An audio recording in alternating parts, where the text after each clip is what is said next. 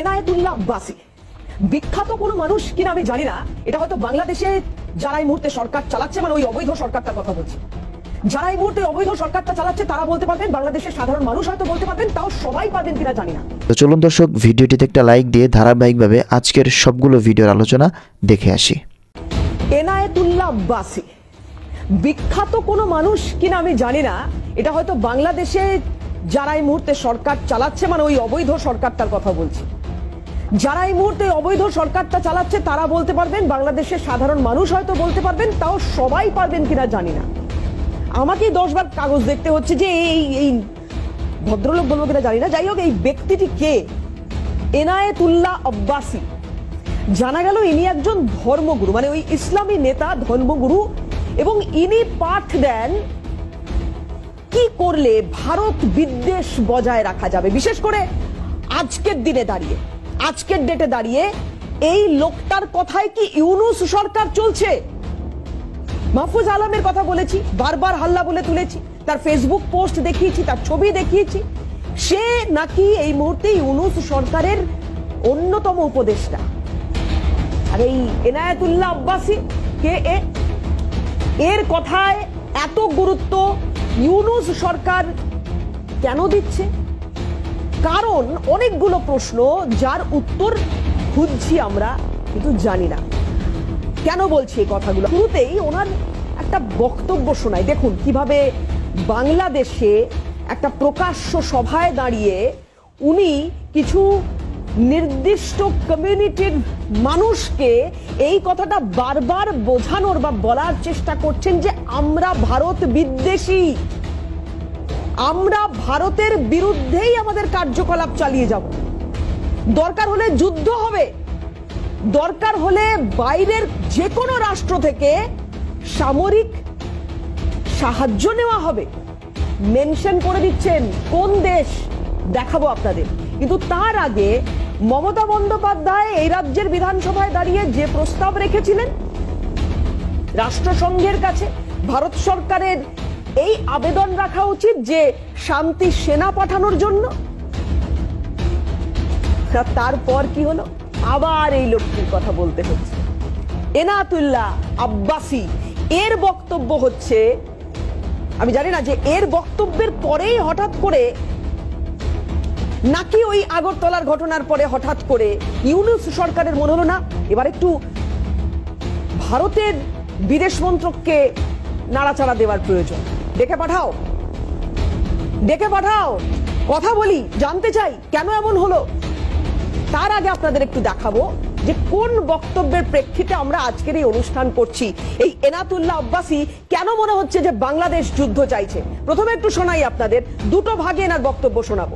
প্রথম ভাগে শোনাবো যে কেন আজকে কথা মনে হচ্ছে যে বাংলাদেশ সরকার হঠাৎ করে ভারতের বিদেশ মন্ত্রকের একজনকে ডেকে পাঠাচ্ছে, এসো কথা বলবো, কিসের প্রেক্ষিতে, কি তার সেই বক্তব্য।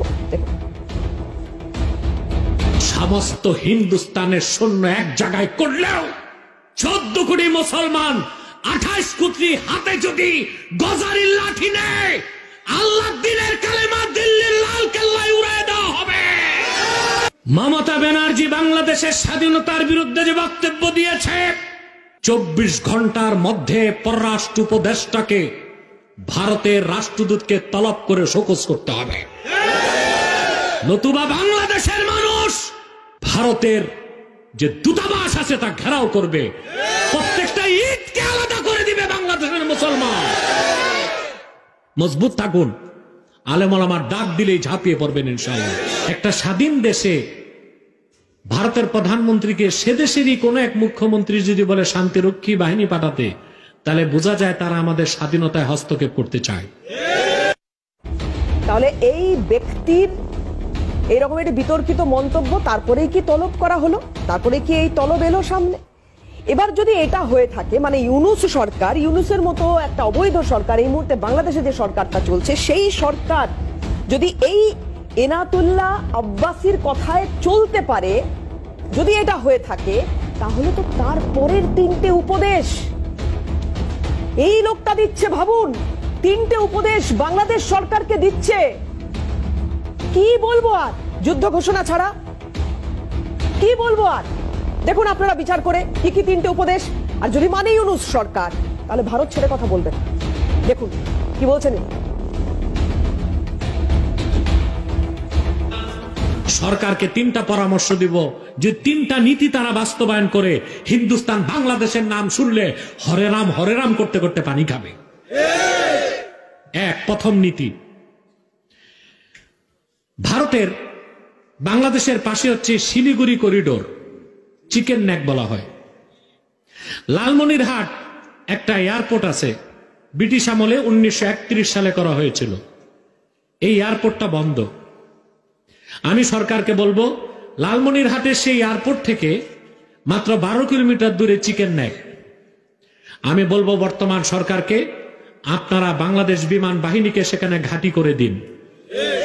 তার মাত্র 3 মিনিটের মাথায় ওই এয়ারপোর্ট থেকে বাংলাদেশ যারা এয়ারফোর্স তারা চিকেন নেককে কেটে দিলে, আঘাত করলে ভারত থেকে 7 সিস্টার আলাদা হয়ে যাবে।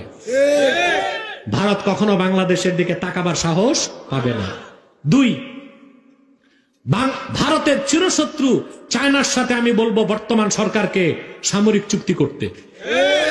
3, সমস্ত আমদানি রপ্তানি বন্ধ করে বাংলাদেশের উচিত অন্য কোন রাষ্ট্র, অন্য যে রাষ্ট্রগুলো আছে তাদের সাথে বাণিজ্য চুক্তি করা।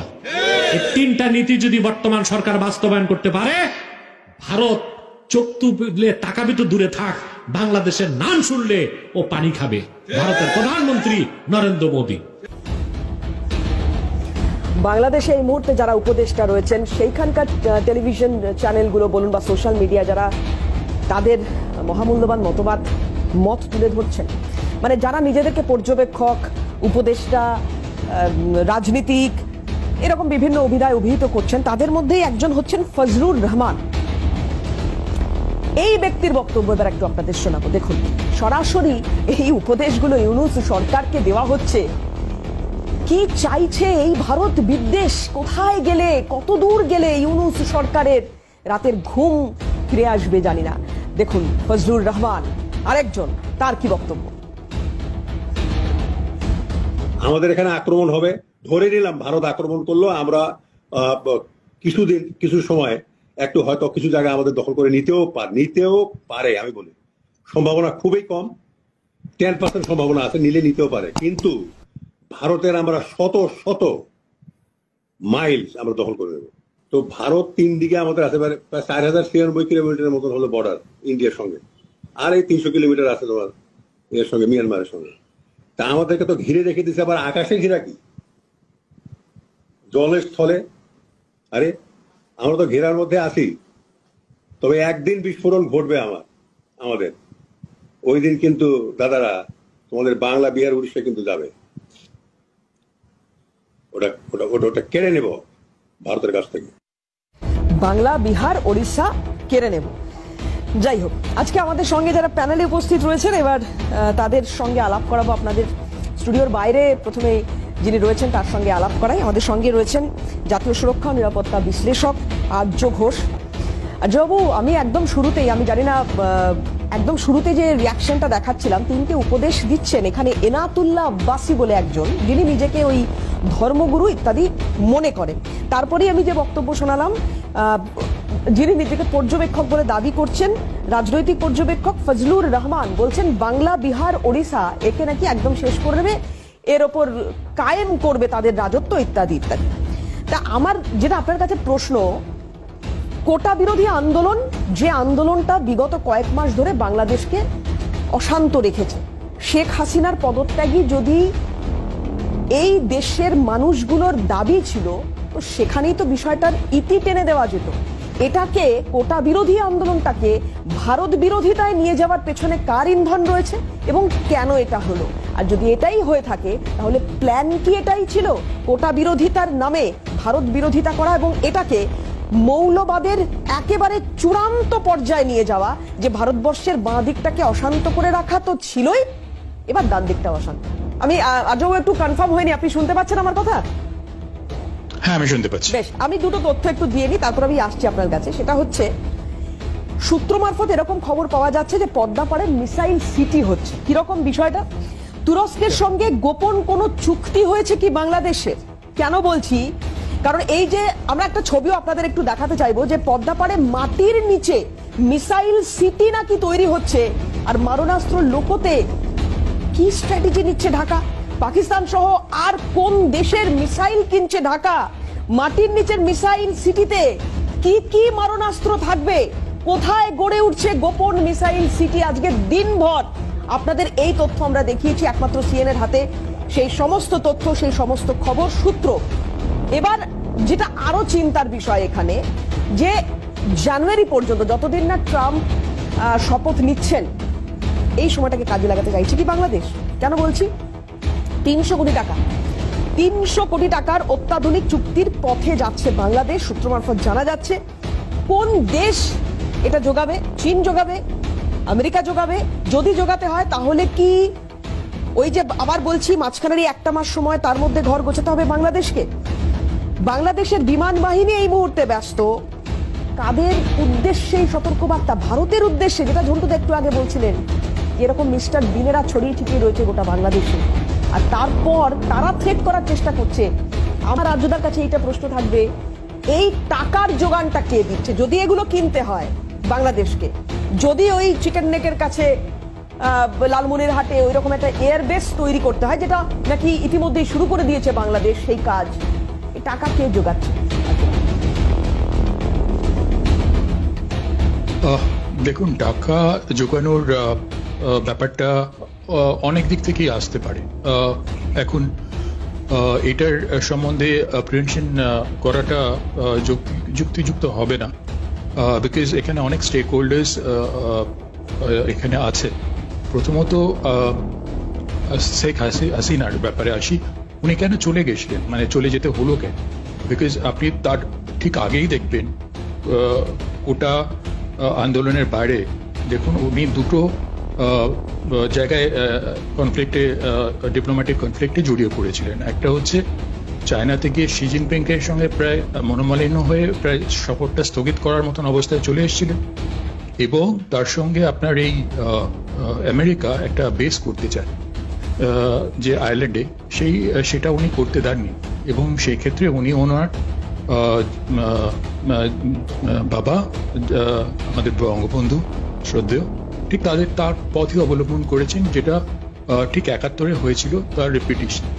তো সেই সময় আপনার এখানে বেসিক্যালি তখন আমাদের প্রধানমন্ত্রী ইন্দিরা গান্ধী, তিনি একটা গভর্নমেন্ট ইন এক্সাইল এখানে রান করেছিলেন কলকাতার কাছে কোথাও, এবং সেটা সম্বন্ধে কেউ জানতো না, সন্দেহ করতেও কিন্তু জানতো না, এবং তিনি একদম চুপ ছিলেন সেই সময়। তো সেই সময় আপনারা দেখতে পেয়েছেন যে কিভাবে আমেরিকা পাকিস্তানকে সেই জিনিসটা আপনার সামরিক সাহায্য করার জন্য 7th ফ্লিটকে পাঠিয়েছিল, এবং তার সঙ্গে ইউকেও ছিল সেই ফ্লিটে। এবং তখন রাশিয়া আপনার তার নিউক্লিয়ার সাবমেরিনস পাঠায় এবং একটা ফ্লিট পাঠায়। তো এবং তারা ডিটার করে আমেরিকাকে, খুব সংক্ষেপে বলতে হলে। এবং সেই ক্ষেত্রে আপনার এইখানে আমরা যেটা দেখছি, এই যারা এই সমস্ত কথা বলছেন, এই কথাগুলোর মধ্যেই আমি যেতে চাই না, মানে তারা স্বপ্নে কি বলবো অলিক কল্পনা প্রচুর করতে পারেন। ভারত কি কোথায় সেটা সারা বিশ্ব জানে, আর ওখানে যদি কোনো অপারেশন করতে হয় ওটাকে আমি সামরিক সংঘাত বলবোই না। ওটা জানেন তো, আমরা ওই স্যানিটাইজ অপারেশন করি, মানে স্যানিটাইজ করি কোনো জায়গা, মাঝে মাঝে করতে হয়, ওই স্যানিটাইজিং ব্যাপারটা হবে, তার বেশি কিছু হবে না। তো সেই জন্য ওই অর্থনৈতিক প্রশ্ন এটাই যে এর পরেও এই যে দেশটার জন্ম কটা দিন আগে হলো, সেই দেশটার এত বড় বড় কথা কোথা থেকে আসে? আর এই যে ধর্মগুরুরা হঠাৎ করে, এই কিছুক্ষণ আগে খুব সুন্দর একটা উদাহরণ দিলেন মিস্টার বিন, জন্টুদা বলছেন যে এদের এত মানে কথা, এদের এত বক্তব্য, এই যে বাংলা বিহার উড়িষ্যা গুড়িয়ে দেব, তারপরে এই যে এই আমরা বোধহয় এটা নভেম্বরের শুরুর দিকের কোনো একটা মানে ইনসিডেন্টকে সামনে এনে তখন সেই সময় এটা নিয়েও চর্চা হচ্ছিল যে চীনের সঙ্গে সখ্যতা বেড়েছে বাংলাদেশের, এবং সেনার তরফ থেকে চীনের সঙ্গে কথা হচ্ছে, মানে বাংলাদেশ সেনার তরফ থেকে চীনের সঙ্গে নাকি কথা হচ্ছে যে কিভাবে সমরাস্ত্রে সজ্জিত করা যায় দেশটাকে। আমি এটা বুঝতে পারছি না যে প্রথমত এই দেশটার অর্থনীতি কি এই জায়গায় দাঁড়িয়ে রয়েছে যে তারা এই ইনভেস্টমেন্টটা করতে পারে। এক, দুই হচ্ছে কোটা বিরোধী আন্দোলন। সেই কোটা বিরোধী আন্দোলন যে জায়গায় ছিল, হাসিনাকে বিতাড়নে যদি উদ্দেশ্য হয়ে থাকে, ভারতবর্ষকে ডিস্টার্ব করা, ইসকনকে নিষিদ্ধ করা, এই যেটা ঝন্টুদাও বলছিলেন কিছুক্ষণ আগে যে ধর্মনিরপেক্ষ এই শব্দকে সংবিধান থেকে একেবারে চিরতরের জন্য বিলোপ করে দেওয়া, এগুলোর কি অর্থ? এইটাই আমার মানে আজকের ফোকাস। আমি এটাই জানতে চাইবো আপনাদের কাছে যে হিন্দুরা আক্রান্ত হচ্ছে, সেইটা নিয়ে তো একটা কথাও নেই উনি সরকারের। বারবার কি বলা হচ্ছে যে না, এখানে তো সবাই ভালো আছে, এখানে তো সবাই শান্তিতে আছে। কিন্তু যখন এইটা নিয়ে কোনো প্রতিবেদন আমরা পাচ্ছি, সেটাতে হাড় হিম হয়ে যাচ্ছে। একজন আইনজীবীও আজকে পাশে দাঁড়াতে পারলেন না চিন্ময় প্রভুর। কেন? এত আতঙ্ক, এত ভয় তৈরি করে রাখছে ইউনূস সরকার। আজকে এই অনুষ্ঠানের শীর্ষক যে যুদ্ধ চাইছে বাংলাদেশ, আমি জানি না যে বাংলাদেশের এই মুহূর্তে, আমি আবার বলবো, একটা যুদ্ধ সংগঠিত করার জন্য এই বাংলাদেশেরই একজন বলছেন যে সময় নির্বাচন করতে পারে, যে সময় নির্ধারণ করতে পারে যে যুদ্ধটা কোন সময় হওয়া উচিত, সেই প্রকৃতপক্ষে বুদ্ধিমান। এবার বাংলাদেশ যদি বুদ্ধিমান হয় তাহলে তারা এই সময়টাকে যুদ্ধের জন্য বাঁচতেই পারে। কারণ যা যা উস্কানিমূলক মন্তব্য বিভিন্ন সময় দেখছি, উপদেশ দেওয়ার লোকজন আসছে সামনে, একেবারে প্রকাশ্যে কথা বলছে, 3টে উপদেশ ইত্যাদি ইত্যাদি। তো আরো একজনের উপদেশ, বা আরো একজন বলছেন, তার নাম নাজমুল হাসান, তিনি কি বলছেন ওই উপদেশটা আর কি, এই ওখানে একটি সোশ্যাল মিডিয়ায় দেখছিলাম ওনার বক্তব্য খুবই ভাইরাল হচ্ছে, দেখাই আপনাদের কি বলছেন এই উপদেশটা দেখুন। যে বিষয়টি আমাদের করতে হবে সেটি হচ্ছে বাধ্যতামূলক সামরিক প্রশিক্ষণ যদি আমাদের দিতে হয়, তার জন্য কন্ডুইট, বেস্ট কন্ডুইট হচ্ছে আমাদের শিক্ষা প্রতিষ্ঠানগুলোতে যে প্রতিরক্ষা মন্ত্রণালয়ের আপনার হাতিয়ার বা কন্ডুইট বা আউটলেটটি আছে, সেটি হচ্ছে বাংলাদেশ ন্যাশনাল ক্যাডেট কোর। সেটিকে শক্তিশালী করতে হবে। সেটি খালি মুখে মুখে বললে কিন্তু হবে না। আমাদের প্রতিবেশী রাষ্ট্র ভারতে তাদের যে এনসিসি ন্যাশনাল ক্যাডেট কোর, সেটি কমান্ড করেন একজন 3 স্টার জেনারেল। আর আমাদের এখানে আমরা সেটা সীমায়িত রেখেছি, এটি কমান্ড করেন একজন 1 স্টার জেনারেল। অর্থাৎ আমরা অনেক বেশি সিম্বলিক এবং সীমায়িত অবস্থায় রেখে দিয়েছি সব। এখন এইটা যদি দ্রুততম সময়ের মধ্যে আপনার পরিব্যাপ্ত না করা যায়, তাহলে আপনার উই আর নো ম্যাচ। এই হচ্ছে বক্তব্য। কিভাবে প্রশিক্ষণ দিতে হবে সে কথাও এনারা ভাবতে শুরু করেছেন, বলতে শুরু করেছেন। এরা কি চাইছেন? একটা শান্তিপ্রিয় দেশ, একটা শান্ত দেশ, সেটাকে অশান্ত করা হলো। আর তারপরে আজকে বাংলাদেশের অবস্থা। সত্যি কি বাংলাদেশের মানুষ ভালো আছেন? সেখানকার মানুষ কি এটাই চান? নাকি এই ধরনের যে মন্তব্যগুলো সামনে আসছে, আমি জানি না, একটা দেশ 16টা বছর ধরে হাসিনা সরকার, দেখুন ভুল একেবারে নেই এ কথা বলা যায় না, ডেফিনেটলি হাসিনা সরকারের কিছু ভুল ছিল, কিন্তু তার মানে এটা নয় যে আজকে দেশটার এই পরিণতি আর সেইটাকে আরো এগিয়ে নিয়ে যাওয়া, আরো অন্ধকারের দিকে ঠেলে দেওয়া, তার পেছনে ইউনূস সরকার বা এই যে উপদেষ্টা মণ্ডলীর সদস্যরা, তারা কি তাদের দায় অস্বীকার করতে পারে? বাংলাদেশে লাগাতার সনাতন আক্রান্ত হচ্ছে, হিন্দুরা আক্রান্ত হচ্ছেন, এবং যেটা আপনারা দেখলেন যে চিন্ময় কৃষ্ণ দাস, তার আইনজীবী, কেউ পৌঁছাতেই পারলেন না, ভয় দেখানো হচ্ছে, তাদের মারধর করা হয়েছে, তাদের কি অবস্থা, আইনজীবী হাসপাতালে এই মুহূর্তে ভর্তি রয়েছেন, তার ট্রিটমেন্ট চলছে। এত কিছু হয়ে যাওয়ার পরেও ইউনূস সরকার এটা বারবার বলার চেষ্টা করছে, এমনকি ভারতের একাধিক প্রশ্নের জবাবে তারা এটাই বারবার বলার চেষ্টা করছে, এখানে তো সবই সঠিক রয়েছে, ঠিক রয়েছে, কিছুই তো হচ্ছে না। কিন্তু তারপরেও এত খবর আসছে, এই যে বাংলাদেশের মিডিয়া ভাই বোনেদেরকেও বলবো যে আপনারাও যে অনুষ্ঠানগুলো করছেন, তাহলে তো করার প্রয়োজনই পড়তো না যদি সবকিছু ঠিকঠাকই থাকতো। তারপরে এই রাজ্যের মুখ্যমন্ত্রী তিনি একটা মন্তব্য করলেন, সেই মন্তব্যের পক্ষে বিপক্ষে বিভিন্ন মত এসছে, যাই হোক, কিন্তু তিনি আমার মুখ্যমন্ত্রী, আপনার মুখ্যমন্ত্রী, এবং তার বক্তব্যে এটা কখনোই কি মনে হতে পারে যে অন্য একটি রাষ্ট্রের স্বাধীনতায় হস্তক্ষেপ করা হচ্ছে? আমি জানি না এই এনাতুল্লাহ আব্বাসি কিসের ভিত্তিতে এই ধরনের একটি মন্তব্য করেছেন, কিন্তু উনি যুদ্ধের কথা বলেননি, উনি বলেছেন শান্তি প্রস্তাবের কথা, এবং উনি বলেছেন শান্তি সেনা পাঠানোর কথা। এই আতঙ্কগ্রস্ত আমাদের হওয়ার প্রয়োজন আছে কিনা, আমি একটু আর্যদার কাছে আসি, আমি আসবো দীপ্তাশ্বর, আর্যদার কাছে আসি। আর্যদা, আমাদের কি ভয় পাওয়ার কারণ তৈরি হচ্ছে আস্তে আস্তে? সতর্ক থাকার কারণ আছে আমাদের, নট বিকজ অফ বাংলাদেশ, কিন্তু আমি কয়েকটা জিনিস এখানে আমি বলি, উত্থাপন করি একটু অন্য বিষয়। সেটা হচ্ছে যে প্রথমত আমরা একটা পালাবদল দেখতে চলেছি আমেরিকায়। তো সেই সময় আপনার কি দেখছি, বাইডেন অ্যাডমিনিস্ট্রেশন এখন ইউক্রেনকে ভরিয়ে দিচ্ছে আপনার আর্মামেন্টস কেনার জন্য ডলার্সে। তো সেই ক্ষেত্রে তারা বাংলাদেশের ক্ষেত্রে কি করবে আমি এখনো জানি না, এখনো পর্যন্ত তো তারা অফিসিয়ালি কিছু বলেন। কিন্তু যারা আসবেন, ডোনাল্ড ট্রাম্প তাদের অ্যাডমিনিস্ট্রেশনের মানে যিনি এখনো পর্যন্ত ঠিক আছে, তিনি হবেন assistant two B the deputy assistant to the president and senior director for counter terrorism, মানে কাউন্টার টেরোরিজমের যিনি চিফ হবেন এখনো পর্যন্ত ঠিক হয়ে আছে, তার নাম হচ্ছে ডক্টর জি সেবাস্টিয়ান গোর্কা। তো ডক্টর গোর্কা কিছুদিন আগে একটা সাক্ষাৎকার দেন। তো সেই সাক্ষাৎকারে তিনি স্পষ্ট বলেন যে তাকে ইউএন নিয়ে এই প্রশ্ন করা হয়। তো উনি স্পষ্ট ইউএন এর বিরোধিতা করেন বলেন, এবং আফ্রিকাতে ইউএন যারা পিসকিপার্স আছে তাদের এগেনস্টে আপনার চাইল্ড সেক্স অ্যাবিউজেরও উঠেছে অ্যালিগেশনস, এবং সেটা ইউএন এর ওয়েবসাইটেই আছে। আপনারা যদি যান ইউএন এর ওয়েবসাইটে, সেটা তারাও সেখানে অ্যাকনোলেজ করেছে যে অ্যালিগেশনস এসছে।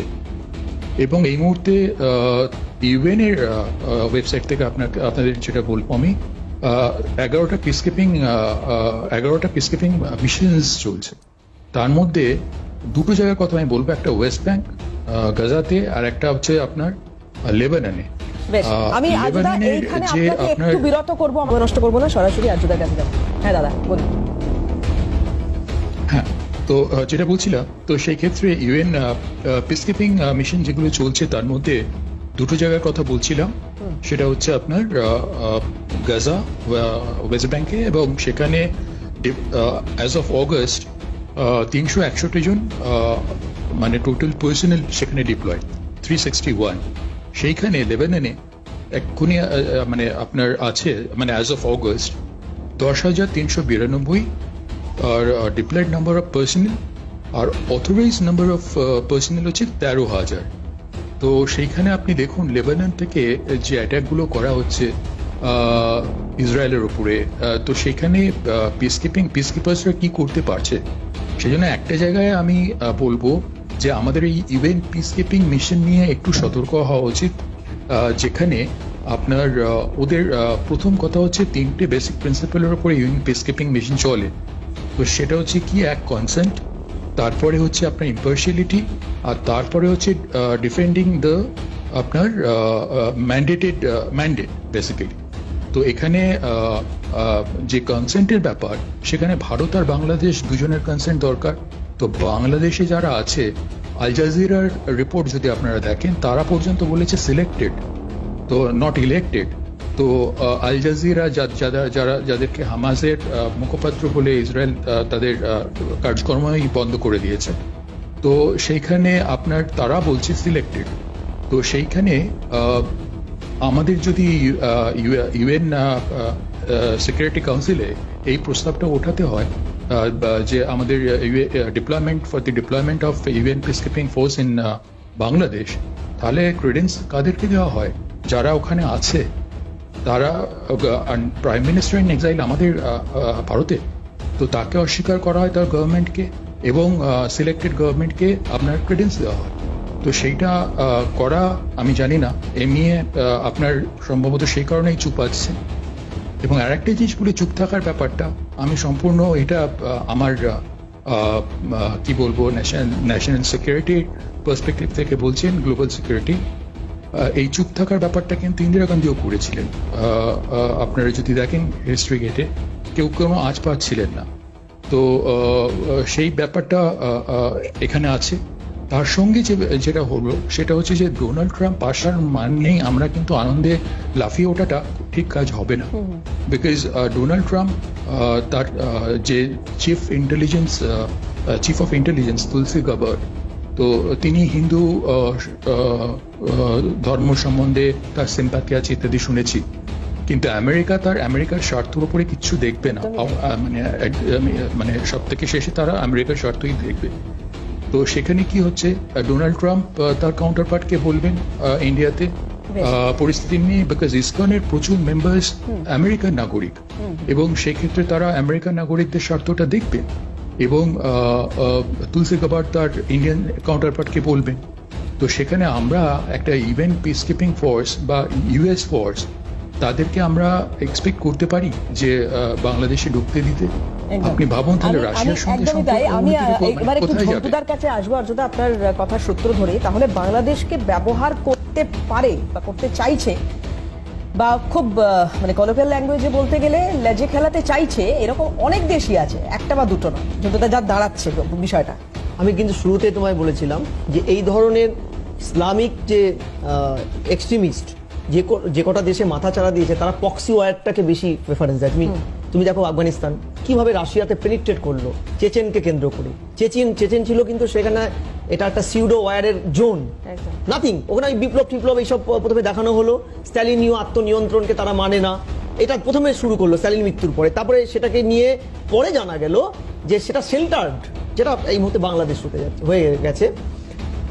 দ্বিতীয় পিস কিপিং কি? আচ্ছা বলো তো কি পিস মানে তো ওই যে ফুল টুল নিয়ে গিয়ে ইয়ে করা। ইউএন এর পিস মানে তো ভাই ঠিক আছে যুদ্ধবদ্ধ হয়েছে, এই নাও ফুল নাও। আমি বলছি বাংলাদেশের যা পরিস্থিতি, সেটা কি ইউএন এর পিস ফোর্স গিয়ে ফুল টুল নিয়ে গিয়ে ওদেরকে বোঝাবে?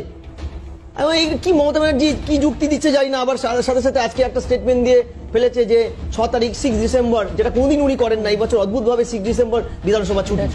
হ্যাঁ বলছি, আমি বলছি কি উনি ব্যালেন্সে খেলা খেলছে। সারা দুপুর যখন বাংলাদেশে বিভিন্ন মিডিয়া, যেখানে একটা মমতা ব্যানার্জি একটা হাঁ করলে পরে সেটা বড় করে হেডলাইন করে চালাতো, তারা যখন আজকে বিকাল থেকে মমতা ব্যানার্জিকে তুলোধনা করছে, ভোট হারানোর ভয়ে কি হঠাৎ করে তিনি ইউটার্ন দিলেন, দিয়ে বিধানসভা 6 তারিখ বন্ধ থাকবে।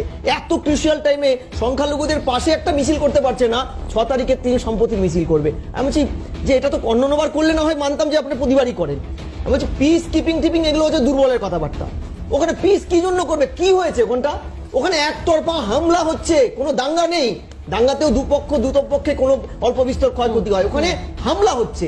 ওখানে ইমিডিয়েট আর্মি অ্যাক্টিভিটি করা দরকার, সেটা ইন্টারন্যাশনালি হোক ন্যাশনালি হোক। আর দ্বিতীয়, সেন্ট্রাল গভর্নমেন্ট কি করছে? Indira Gandhi strong lady, iron lady, তার দুর্বল ওইটুক ক্ষমতা দিয়েও তিনি ইন্টারন্যাশনাল কমিউনিটির একটা পক্ষকে বোঝাতে পেরেছিল যে ওখানে একটা সেফ জোন দরকার, একটা আলাদা স্টেট দরকার।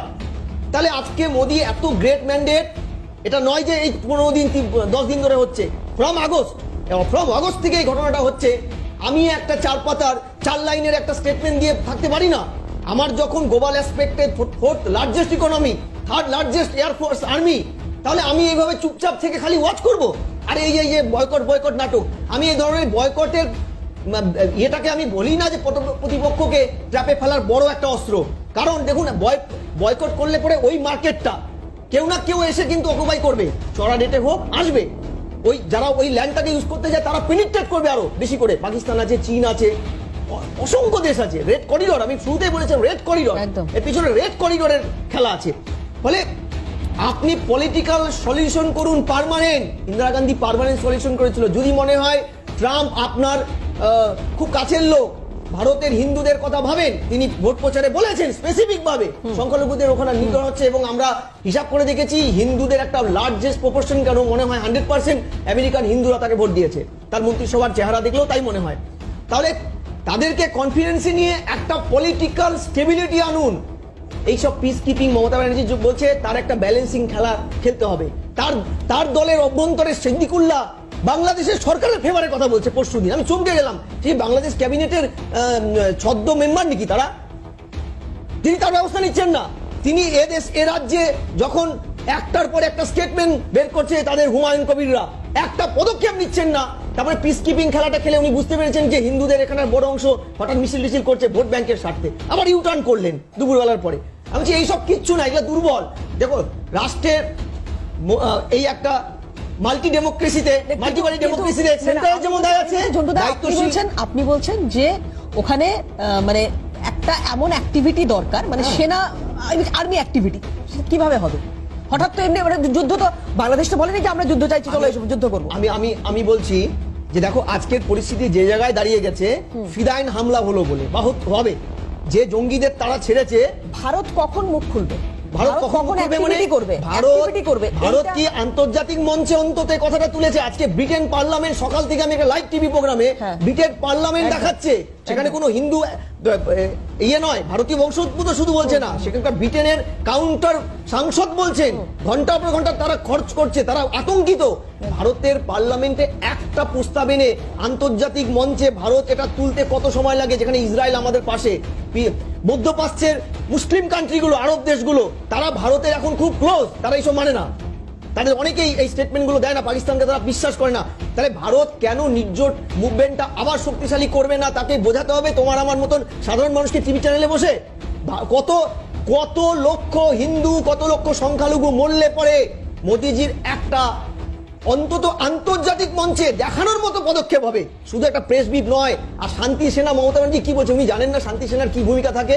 শান্তি সেনা কি করে? ফুলমালা নিয়ে গিয়ে ফুল দেয়। কিন্তু আপনি যে কথা বলছেন, হ্যাঁ এটা করা যায়, এটা করার কথা হয়তো, কিন্তু মানে এই যে যুদ্ধের জিগির তোলার চেষ্টা হচ্ছে না, এই যে যারা এই যে উপদেষ্টা মিস্টার বিন, এরা যে ধরনের বক্তব্যগুলো বলছে, অস্থিরতা তৈরি করে রাখা, তুমি শোনো, চ্যালেঞ্জের মুখে ফেলা, এটা কোনো অফিসিয়াল স্টেটমেন্ট নয়। আন্তর্জাতিক মঞ্চ, অনির্বাণ ঠিক বলেছে, আন্তর্জাতিক মঞ্চে বাংলাদেশের সংবিধান মেনে এই সরকারটাই অবৈধ, অবৈধ লোকের কথাবার্তা অবৈধ। তাহলে আন্তর্জাতিক মঞ্চ যদি এই অবৈধ লোকগুলোর স্টেটমেন্টগুলোকে ধরে নিয়ে স্টেটমেন্ট পাল্টা দেয়, তাহলে ওদের তো বৈধতা দেওয়া হলো।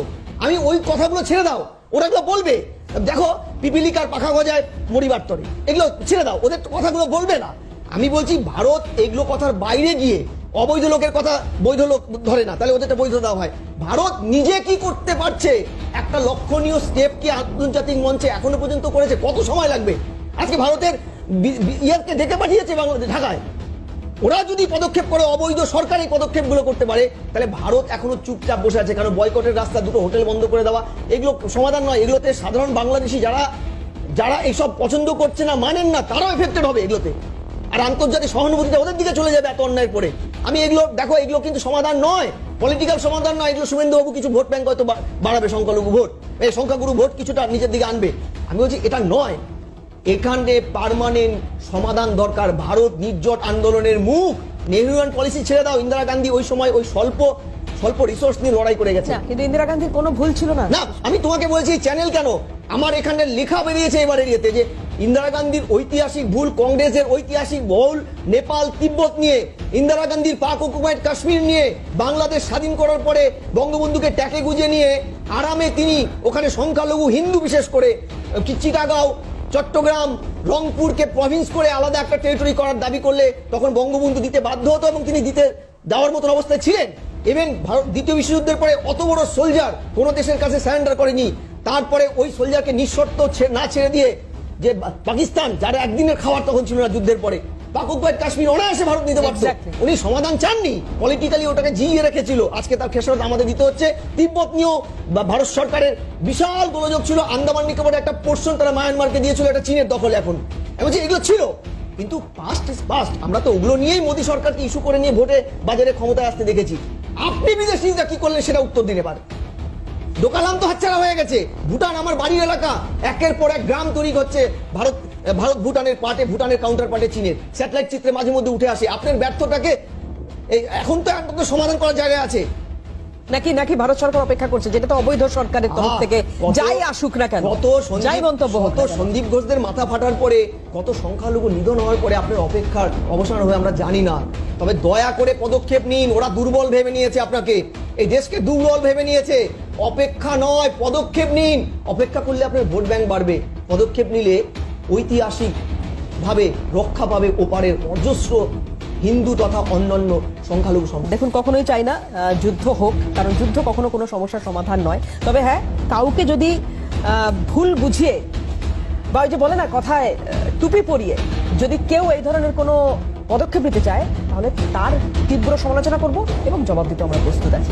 সুপ্রিয় দর্শক, আমি আশা করছি আজকের নিউজটা আপনারা সকলে মনোযোগ সহকারে শেষ পর্যন্ত দেখেছেন। তো আজকের নিউজটা দেখে আপনার কাছে কি মনে হয়েছে, আপনার মূল্যবান মতামত অবশ্যই কমেন্ট সেকশনে লিখে যাবেন। দেখা হচ্ছে পরবর্তী কোনো আপডেট নিউজে। সে পর্যন্ত সুস্থ থাকবেন, ভালো থাকবেন, আমার জন্য দোয়া করবেন। আসসালামু আলাইকুম রহমতুল্লাহি ওয়া বারাকাতুহু।